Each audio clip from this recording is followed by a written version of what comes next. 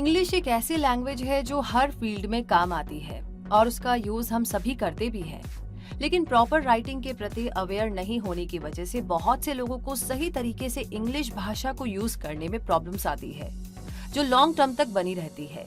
तो ये English writing से जुड़ी प्रॉब्लम्स तभी दूर हो सकती है जब सही गाइडेंस में आप इसमें सुधार करने के लिए लगातार प्रयास करते रहे। ऐसे में अगर आप भी अपनी इंग्लिश राइटिंग स्किल्स को सुधारना चाहते हैं तो ये वीडियो आपके लिए है, क्योंकि आज क्विक सपोर्ट के इस वीडियो में हम आपको इंग्लिश राइटिंग स्किल्स इंप्रूव करने के सिंपल, आसान और इफेक्टिव तरीके बताने वाले हैं। इसीलिए वीडियो को पूरा जरूर देखें। तो चलिए शुरू करते हैं और ऐसे 11 टिप्स के बारे में आज हम जानेंगे जिनकी मदद से आपके लिए इंग्लिश राइटिंग बहुत ही आसान हो जाएगी। टिप नंबर 1 है कि लिखने से पहले पर्पस क्लियर करें। अगर आपके माइंड में टॉपिक या कॉन्सेप्ट क्लियर होगा कि आप क्या और कैसे लिखना चाहते हैं, तभी आप सही राइटिंग कर सकते हैं। इसलिए पहले माइंड से कंफ्यूजन को दूर कीजिए और जब भी कुछ लिखने का क्लियर पर्पस आपको समझ आ जाए, तभी लिखना शुरू कीजिए। टिप नंबर 2 है ज्यादा से ज्यादा रीड कीजिए। आप सोच रहे होंगे कि राइटिंग में रीडिंग की बात कहाँ से आ गई, लेकिन इंग्लिश राइटिंग इंप्रूव करने के लिए सबसे पहले आपको रीडिंग ही करनी होगी। ऐसा करने से आपकी vocabulary, grammar, sentence structure improve होंगे।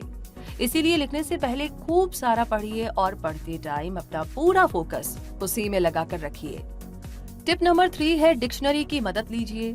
जब भी आप किसी टॉपिक पर इंग्लिश में लिखने बैठे तो अपने पास डिक्शनरी भी रख लीजिए, ताकि आप उसमें किसी भी वर्ड को ढूंढ पाए, उसका मीनिंग देख पाए।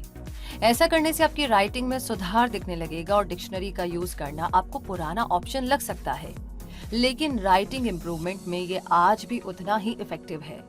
इसके अलावा आप इंग्लिश राइटिंग स्किल्स इंप्रूव करने में ग्रामरली जैसे टूल्स की मदद भी ले सकते हैं।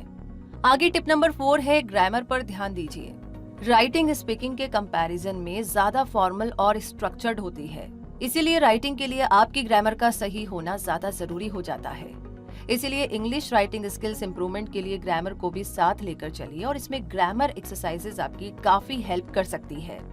टिप नंबर 5 है कि स्पेलिंग्स जरूर चेक कीजिए।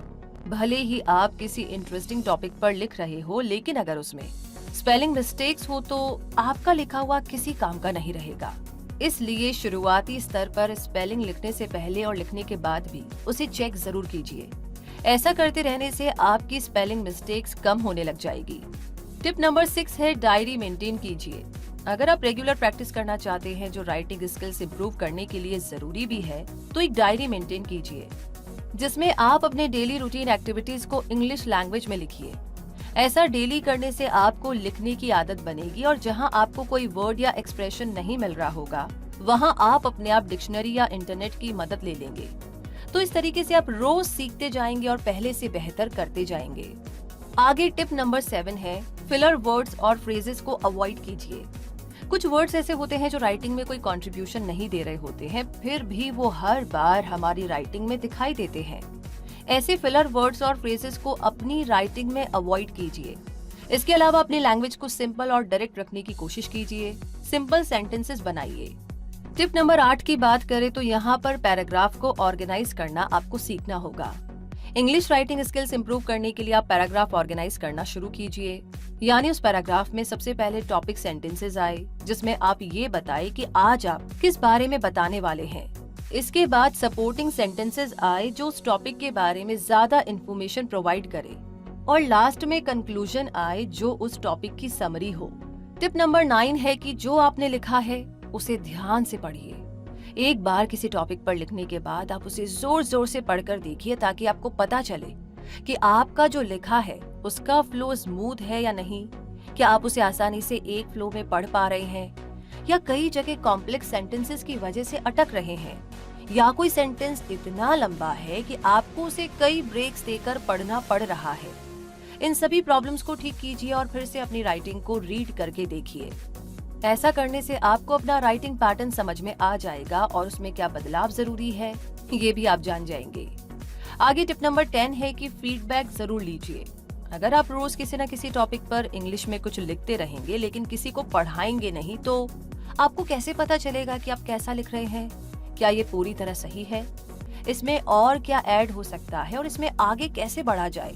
तो इन सब सवालों के सही जवाब पाने के लिए ऐसे व्यक्ति को आपकी राइटिंग दिखाइए जो इंग्लिश की अच्छी नॉलेज रखता हो और आपको क्रिटिसाइज किए बिना हेल्पफुल वे में सही सजेशंस दे सकता हो। आगे बढ़ते हैं इसी के साथ और अब बात करते हैं टिप नंबर 11 की। प्रैक्टिस कीजिए। कुछ भी नया सीखना हो या किसी सीखे हुए काम में आपको सुधार लाना हो, इम्प्रूव करना हो, इसके लिए बेस्ट तरीका है प्रैक्टिस करना।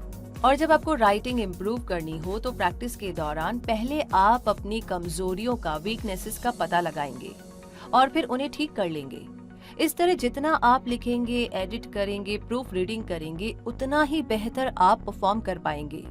और इसके साथ ही एक और ऑप्शन है, अगर आप सोशल मीडिया पर बहुत सारा टाइम इन्वेस्ट करते हैं तो वहां पर भी, फेसबुक पर, इंस्टा पर आप काफी सारे ग्रुप्स को ज्वाइन कर सकते हैं जो इंग्लिश लर्निंग में, इंग्लिश राइटिंग में आपकी मदद कर सकते हैं। वहां पर आप कम्युनिकेट कर सकते हैं, वहां पर लोग आपकी हेल्प करेंगे, ये सेंटेंस करेक्ट है, ये ऐसा नहीं है, वैसा होगा।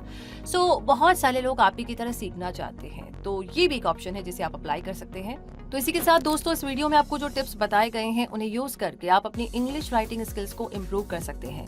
तो इसी बात पर आप कोशिश कीजिए, भले ही टूटी फूटी इंग्लिश ही क्यों ना हो, कमेंट बॉक्स में लिख करके एक्सप्रेस कीजिए ये वीडियो आपको कैसा लगा, कौन सी बात आपको अच्छी लगी या किस बारे में आप प्लान कर रहे हैं कि आप ये स्टेप फॉलो करेंगे, वो स्टेप फॉलो करेंगे। सारी बातें कोशिश कीजिए इंग्लिश में लिखने की और शर्माने का नहीं कि आपको कोई जज करेगा या आपने गलत लिख दिया, क्योंकि हर नए काम की शुरुआत ऐसी ही होती है। तो क्यों ना इस राइटिंग की शुरुआत आज हम क्विक सपोर्ट चैनल के कमेंट बॉक्स में लिख करके करें।